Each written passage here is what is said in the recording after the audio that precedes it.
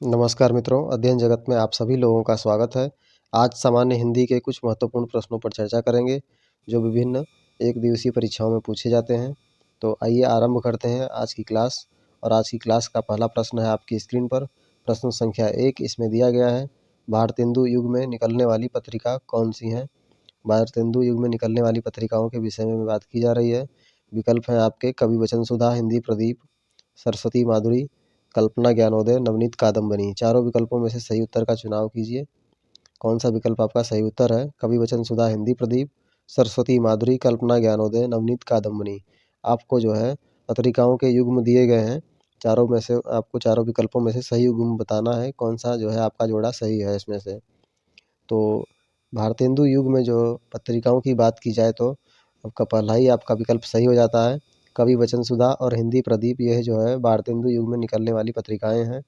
और कवि वचन सुधा की बात की जाती है यहाँ पर तो 5 अगस्त 1867 में जो है इसका संपादन होता है, वाराणसी से इसको प्रकाशित किया जाता है। और दूसरा है आपका हिंदी प्रदीप। तो हिंदी प्रदीप जो है इसका प्रकाशन आपका होता है 1877 में। 1877 में इसका प्रकाशन होता है प्रयाग से। और हिंदी प्रदीप का 1877 में प्रयाग से प्रकाशन होता है। और कवि वचन सुधा का प्रकाशन होता है 5 अगस्त 1867 को।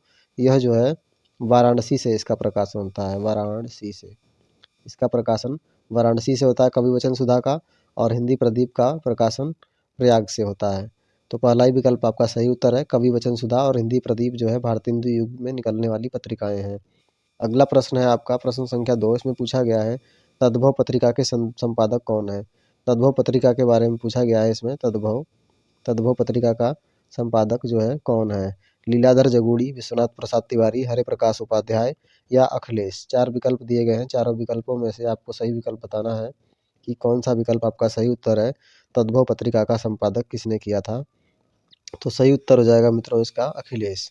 चौथा विकल्प आपका सही उत्तर है, अखिलेश जो हैं इन्होंने तद्भव पत्रिका का प्रकाशन किया था। और इसके यह प्रकाशक हैं, ये जो है इन्होंने मार्च मार्च 1999 में इसका प्रकाशन किया था। मार्च 1999 ईस्वी में इन्होंने तद्भव पत्रिका का संपादन किया था। और यह जो है लखनऊ से इसका संपादन हुआ था, लखनऊ से। और यह जो है एक त्रैमासिक पत्रिका है, त्रैमासिक पत्रिका है। यह एक त्रैमासिक पत्रिका है। मार्च 1999 में इसका संपादन लखनऊ से किया गया था अखिलेश जी के द्वारा। अखिलेश इसका सही उत्तर है। अगला प्रश्न है आपका प्रश्न संख्या 3। प्रश्न संख्या 3 में पूछा गया है, निम्नलिखित में से किस देश में हिंदी भाषा का प्रयोग लिखने व बोलने के लिए किया जाता है? भारत के अतिरिक्त किस में जो है किस देश में आपका जो है हिंदी का प्रयोग बोलने और लिखने के लिए किया जाता है? 4 विकल्प दिया गया है आपको, ऑस्ट्रेलिया, दक्षिण अमेरिका, पाकिस्तान और मॉरिशस। ऑस्ट्रेलिया, दक्षिण अमेरिका, पाकिस्तान और मॉरिशस में से आपको सही विकल्प बताना है, कौन सा विकल्प आपका सही उत्तर है। तो इसका सही उत्तर हो जाएगा मित्रों मॉरिशस। चौथा विकल्प आपका सही उत्तर है। मॉरिशस में जो है हिंदी भाषा का प्रयोग बोलने और लिखने के लिए किया जाता है। मॉरिशस में हिंदी के अतिरिक्त कई अन्य भाषाएं जैसे कि अंग्रेजी और फ्रांसीसी आदि भी जो है बोली जाती हैं। यहाँ लगभग जो है 52% आबादी जो है 52% आबादी हिंदू है। 52% आबादी हिंदू है। इसीलिए जो है यहाँ हिंदी का प्रयोग बोलने और लिखने के लिए किया जाता है। आज़ादी से पहले जब अंग्रेज़ हमारे यहाँ भारत में आए थे, तब उस समय हमारे यहाँ से कुछ मज़दूरों को मॉरिशस में ले गए वहाँ मज़दूरी कराने के लिए। और वहाँ जो है मज़दूर वहाँ रहने लगे और अब जो है वर्तमान में वहीं बस गए हैं। और उनके द्वारा यह हिंदी भाषा बोली और लिखी जाती है। तो इसका सही उत्तर हो जाएगा मॉरिशस। अगला प्रश्न है आपका। अगला प्रश्न प्रश्न संख्या 4 में पूछा गया है, निम्नलिखित में से किसको साहित्य अकादमी पुरस्कार मिला? 4 विकल्प दिए गए हैं, आपको बताना है चारों विकल्पों में से कौन आपका सही उत्तर है। नामवर सिंह, प्रेमचंद, भारतेंदु हरिश्चंद्र, सूर्यकांत त्रिपाठी निराला। नामवर सिंह, प्रेमचंद, भारतेंदु हरिश्चंद्र, सूर्यकांत त्रिपाठी निराला। चारों में से सही विकल्प बताना है आपको, कौन सा सही उत्तर है। साहित्य अकादमी पुरस्कार की बात की जाए तो इस विकल्प के अनुसार आपको इसमें मिला है नामवर सिंह। पहला ही विकल्प सही उत्तर है। नामवर सिंह जी को साहित्य अकादमी पुरस्कार दिया गया था 1971 में। 1971 में आप इनको जो है नामवर सिंह जी को 1971 में साहित्य अकादमी पुरस्कार दिया गया था कविता के नए प्रतिमान के लिए। कविता के नए प्रतिमान, कविता के नए प्रतिमान के लिए इनको 1971 में साहित्य अकादमी पुरस्कार दिया गया था। तो नामवर सिंह का जो इन्होंने जन्म हुआ था 28 जुलाई 1927 को। 28 जुलाई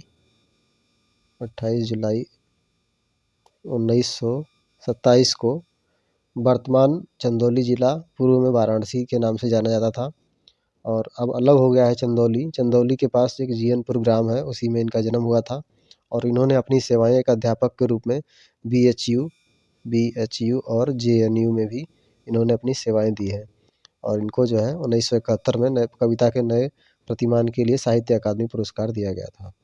अगला प्रश्न है आपका प्रश्न संख्या 5। प्रश्न संख्या 5 में पूछा गया है, निम्न में से कौन भक्तिकालीन कवि नहीं है?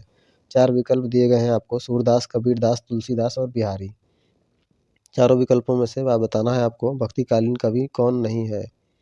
तो इसमें से आपका जो हो जाएगा, जो भक्तिकालीन कवि नहीं है वो है बिहारी जी।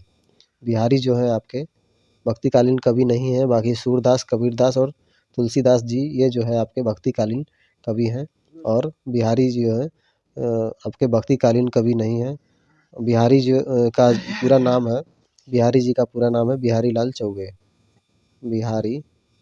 बिहारी लाल चौबे। बिहारी लाल चौबे की बात की जाए तो इनका जन्म ग्वालियर के निकट हुआ था और बिहारी जी जो है रीतिकाल के कवि हैं। रीतिकाल के यह कवि माने जाते हैं और बिहारी जी की जो रचनाएं हैं वह श्रृंगार, अध्यात्म और प्रेम के विषय पर आधारित है। तो सही उत्तर आपका हो जाएगा विकल्प संख्या 4। बिहारी जी भक्तिकालीन कवि नहीं है, यह जो है रीतिकाल के कवि है। अगला प्रश्न है प्रश्न संख्या 6। प्रश्न संख्या 6 में पूछा गया है, निम्नलिखित में से कौन सा हिंदी साहित्य का काल विभाजन नहीं है? हिंदी साहित्य के काल विभाजन के विषय में पूछा गया है, कौन सा आपका विकल्प हिंदी का काल विभाजन नहीं है? आपके विकल्प हैं भक्ति काल, रीति काल, संयुक्त काल, आधुनिक काल। चारों में से सही विकल्प बताना है आपको। भक्ति काल, रीति काल, संयुक्त काल और आधुनिक काल में से कौन आपका हिंदी साहित्य का काल विभाजन नहीं है? तो इसका सही उत्तर हो जाएगा मित्रों संयुक्त काल। संयुक्त काल जो है चौथा विकल्प आपका सही उत्तर है। हिंदी का जो है काल विभाजन संयुक्त काल नहीं है। बाकी भक्ति काल, रीति काल और आधुनिक काल यह जो है आपके तीनों हिंदी साहित्य का काल विभाजन माना जाता है। और हिंदी के काल विभाजन की बात की जाए तो हिंदी का काल विभाजन शुरू होता है आदिकाल से, जिसको वीरगाथा काल के नाम से भी जाना जाता है और इसकी शुरुआत जो है आदिकाल की शुरुआत मानी जाती है 1000 से 1050 से लेकर के 1050 से 1375 तक। 1050 से 1375 तक आदिकाल की शुरुआत मानी जाती है। उसके बाद आता है भक्ति काल। तो भक्ति काल जो है, भक्ति काल की शुरुआत मानी जाती है आपकी 1375 से लेकर के और यह जो है 1700 तक इसका काल विभाजन माना जाता है। भक्ति काल को पूर्व मध्य काल भी कहा जाता है। उसके बाद आता है रीति काल। तो रीति काल की जो शुरुआत होती है वह होती है 1700 से लेकर के 1900 तक। 1700 से लेकर के 1900 तक इसका काल विभाजन माना जाता है रीति काल का और इसको जो है उत्तर मध्य काल के नाम से भी जाना जाता है। और रीति काल के बाद आता है आपका आधुनिक काल या इसको गद्य काल भी कहा जाता है, आधुनिक काल या गद्य काल। और इसकी शुरुआत मानी जाती है 1900 से लेकर के 1900 से अब तक जो है इसका काल विभाजन माना जाता है। तो भक्ति काल आपका हो गया, एक रीति काल हो गया, आधुनिक काल हो गया और एक आपका आदि काल हो गया। आदि काल की शुरुआत मानी गई है 1050 से 1375 तक और भक्ति काल की अवधि मानी गई है 1375 से 1750 तक और रीति काल की अवधि मानी गई है 1700 से 1900 तक और आपका आधुनिक काल, इसको गद्य काल भी कहते हैं, इसकी शुरुआत मानी गई है आपकी 1900 से लेकर के अब तक इसकी समय अवधि है। तो सही विकल्प आपका हो जाएगा प्रश्न के हिसाब से संयुक्त काल जो है आपका हिंदी साहित्य का काल विभाजन नहीं है। अगला प्रश्न है प्रश्न संख्या 7। प्रश्न संख्या 7 में पूछा गया है, सुमित्रा नंदन पंत को किस कृति पर ज्ञानपीठ पुरस्कार मिला? सुमित्रा नंदन पंत जी जो हैं इनको किस कृति पर ज्ञानपीठ पुरस्कार दिया गया? आपके विकल्प हैं लोकायतन, युगवाणी, चिदंबरा और स्वर्णधुली। लोकायतन, युगवाणी, चिदंबरा और स्वर्णधुली, इनमें से किस कृति पर इनको ज्ञानपीठ पुरस्कार प्रदान किया गया? तो इसका सही उत्तर आपका हो जाएगा मित्रों जो पंत जी हैं, सुमित्रा नंदन पंत जी, इनको जो है चिदंबरा जो है इनकी रचना है चिदंबरा। चिदंबरा पर इनको ज्ञानपीठ पुरस्कार प्रदान किया गया। सुमित्रा नंदन पंत जी जो है यह छायावाद के कवि माने जाते हैं। छायावाद के प्रमुख 4 स्तंभों में से एक जो है सुमित्रा नंदन पंत जी भी हैं और इनका जन्म जो हुआ था वो 20 मई 1990 को हुआ था। 20 मई 1990 को 20 मई 1890 को इनका जन्म हुआ था। 20 मई 1890 को इनका जन्म हुआ था और यह जो है इनका जो 20 मई 1890 को इनका जन्म हुआ था और कौसानी उत्तर पश्चिम प्रांत तत्कालीन ब्रिटानिया प्रांत में उत्तर पश्चिम तत्कालीन ब्रिटानिया भारत में इनका जन्म हुआ था जब उस समय भारत जो है ब्रिटिश साम्राज्य के अधीन था और वर्तमान में यह जो है बागेश्वर जिला में पड़ता है। ये जो इनको ज्ञानपीठ पुरस्कार दिया गया था यह दिया गया था 1958 में। 1958 में इनको ज्ञानपीठ पुरस्कार प्रदान किया गया था। अगला प्रश्न है आपका प्रश्न संख्या 8। प्रश्न संख्या 8 जो है इसमें पूछा गया है ब्रजभाषा का विकास किस अपभ्रंश से हुआ है? आपके विकल्प हैं पैशाची, मागधी, अर्धमागधी, सौरसेनी। आपको सही विकल्प बताना है कौन सा आपका विकल्प सही है। पैशाची, मागधी, अर्धमागधी और सौरसेनी, ब्रजभाषा का विकास किस अपभ्रंश से हुआ है? सही विकल्प बताना है कौन सा विकल्प आपका सही है। तो जो ब्रजभाषा का विकास हुआ है आपका सही उत्तर है इसका सौरसेनी अपभ्रंश से। विकल्प संख्या 4 सही उत्तर है। सौरसेनी अपभ्रंश से ब्रजभाषा का विकास हुआ है। यह जो है भारतीय आर्य भाषाओं की परंपरा में विकसित होने वाली यह जो ब्रजभाषा का जन्म सौरसेनी अपभ्रंश से हुआ है और इसका जो प्रथम कवि माना जाता है इनको रत्नाकर जी को, जगन्नाथ दास रत्नाकर। ब्रजभाषा का जो है प्रथम कवि जगन्नाथ दास रत्नाकर को माना जाता है। जगन्नाथ दास रत्नाकर इनको जो है ब्रजभाषा का प्रथम कवि माना जाता है और इस ब्रजभाषा का जो विस्तार है वह धौलपुर, भरतपुर और मथुरा, आगरा, अलीगढ़ आदि क्षेत्रों में ब्रजभाषा का केंद्र माना जाता है। तो विकल्प संख्या 4 इसका सही उत्तर हो जाएगा। सौरसेनी अपभ्रंश से ब्रजभाषा का विकास हुआ है। अगला प्रश्न है प्रश्न संख्या 9। प्रश्न संख्या 9 में पूछा गया है पृथ्वीराज रासो किस काल की रचना है? आपके विकल्प है आदिकाल, रीतिकाल, भक्तिकाल, आधुनिक काल। चारों विकल्पों में से सही विकल्प बताना है आपको। पृथ्वीराज रासो किस काल की रचना है? आदिकाल, रीतिकाल, भक्तिकाल, आधुनिक काल। तो सही विकल्प आपका हो जाएगा मित्रों पृथ्वीराज रासो जो है यह आदिकाल की रचना मानी जाती है। पृथ्वीराज रासो आदिकाल की रचना मानी जाती है। पहला ही विकल्प आपका सही उत्तर है। पृथ्वीराज रासो हिंदी साहित्य में, हिंदी भाषा में लिखा हुआ एक महाकाव्य है जिसे महान राजा पृथ्वीराज चौहान के जीवन और चरित्र का इसमें वर्णन है और यह जो है पृथ्वीराज रासो चंद्रबरदाई जो द्वारा लिखी गई थी। चंद्रबरदाई द्वारा लिखी गई थी। यह इसमें जो है पृथ्वीराज चौहान जी जो महान राजा पृथ्वीराज चौहान के जीवन के विषय में इसमें प्रकाश डाला गया है और इनके जीवन चरित्र का इसमें वर्णन है। चंद्रबरदाई ने इसकी रचना की है। चंद्रबरदाई जी जो है पृथ्वीराज चौहान के दरबारी कवि भी थे और इनके जो है मित्र भी थे। अगला प्रश्न है प्रश्न संख्या 10। प्रश्न संख्या 10 में पूछा गया है दिए गए विकल्पों में से निर्गुण भक्ति काव्य के प्रमुख कवि कौन हैं? 4 विकल्प हैं आपके सूरदास, कबीरदास, तुलसीदास, केशव।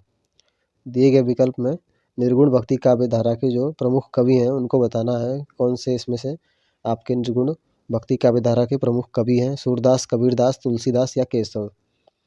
तो इसका सही उत्तर हो जाएगा मित्रों विकल्प के हिसाब से आपका निर्गुण भक्ति काव्य धारा के प्रमुख कवि जो होंगे वह होंगे कबीरदास। कबीरदास जी जो है निर्गुण भक्ति काव्य धारा के प्रमुख कवि माने जाते हैं। कबीरदास जी के बारे में आप लोगों को पता ही होगा वे ईश्वर को जो है मूर्ति के रूप को नहीं मानते थे परंतु सांसारिक संबंधों को अवश्य मानते थे। प्रेम में उनका अटूट विश्वास था। प्रेम के प्रति उनका अटूट विश्वास था। प्रेम कभी साकार या निराकार नहीं होता, वह प्रेम तो प्रेम ही होता है, वह एक भावना है। कबीरदास जी निराकार ब्रह्म के उपासक थे और उन्होंने सर्वव्यापी सर्वशक्तिमान निर्गुण राम की सदैव उपासना की। उनकी मान्यता रही कि फूलों की सुगंध से भी पतला और अजन्मा और निर्विकार जो है ईश्वर है, वह विश्व के कण कण में व्याप्त है, उसे कहीं बाहर ढूंढने की कोई आवश्यकता ही नहीं है। इनकी प्रमुख रचना जो है आपको पता ही होगा, बीजक इनकी प्रमुख रचना है। बीजक जो है इनकी प्रमुख रचना मानी जाती है। तो निर्गुण भक्ति काव्य धारा के प्रमुख कवि आपके कबीरदास जी हो जाएंगे।